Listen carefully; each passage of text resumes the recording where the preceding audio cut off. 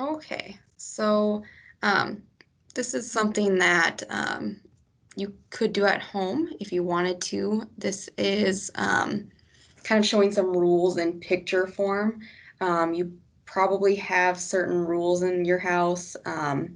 Maybe everyone has to take their shoes off at the front door, or, we don't have shoes on the couch, or that kind of thing. We all have kind of rules or kind of norms for our different houses.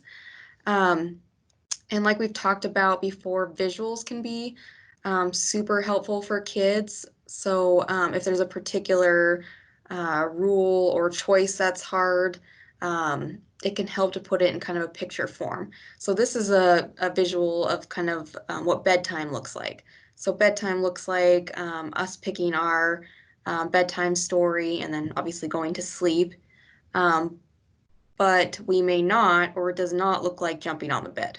So that's what this kind of visual is showing. So if you had a certain time of day that was difficult, it could help to put some visuals to it.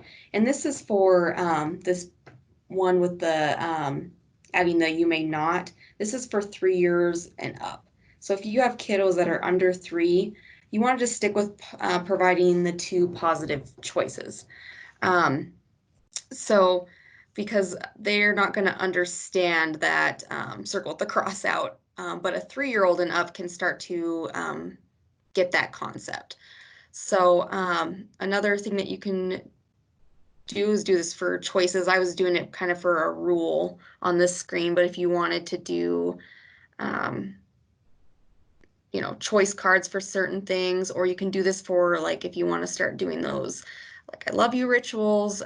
You can also do this with those um, and kind of provide visual choices. And this is just another tool. But I would start with personally kind of trying to get down that formula and just thinking of certain times a day that you could kind of practice that are kind of hard. Maybe it's getting ready in the morning. So you're like, okay, in the morning, I'm going to try to provide choices because that's an easy time to do that.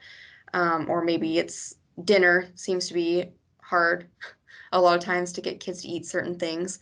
And then the other thing with choices is that you want to provide 2 choices that you can live with. So you can't say, do you want to wear the red or the blue shirt? And they say the blue shirt, and you're like, no, you need to wear the red one. We have to pick 2 choices that we as parents can live with, and either way, we're good.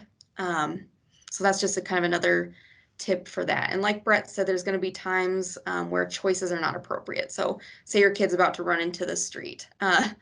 That's where we're just providing a direction and they just need to follow it. But choices are something that when put into like our regular routine can be super helpful and can help with power struggles a lot.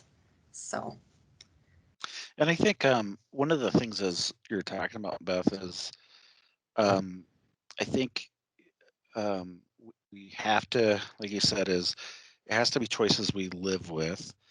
And I also believe that if we give choices to our kids, that try to follow through with that. That when you say you can wear the blue pants or the red pants, and the kid chooses that, and all of a sudden you're like, no, I don't want you to do that. We want to be consistent with that. So kids, um, there's times where that's where we're going to make a mistake as a parent, but if we're very consistent, we follow through. It is our words mean something; they have value, and that we're going to follow through with that. I think the other part is, as we've talked a lot about visual schedules, is it also creates predictability for kids. They know the boundaries and the rules. Over time, um, kids know what the bedtime is going to look like. And kids will start to say, can I have another choice? Or can I choose like going taking a bath? Can I take a shower instead? Kids will start to come up and add those choices that you've previously have provided or that are good options for them. And I think that's very powerful, especially as they start to get older. Um, that they'll start to think about the choices that you've given them in the past and start to make decisions around that. I kind of think a little bit about this like driving. Um, so when we drive down a street, and if it's a street that we've been down many, many, many times, it's very predictable.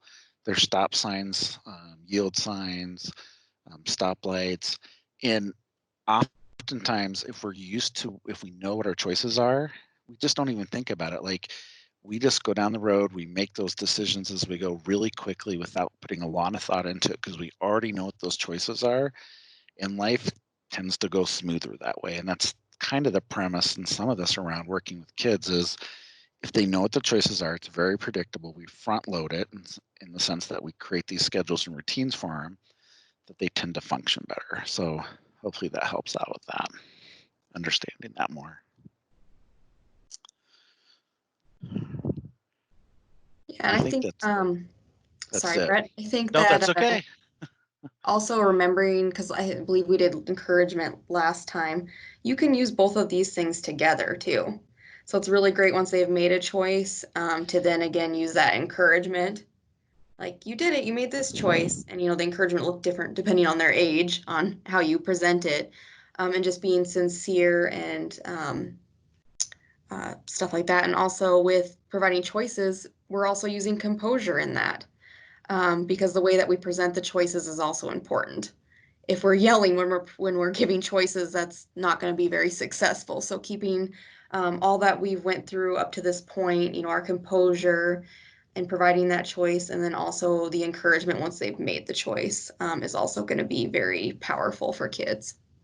So that's all I had. Did you have anything else, Brett?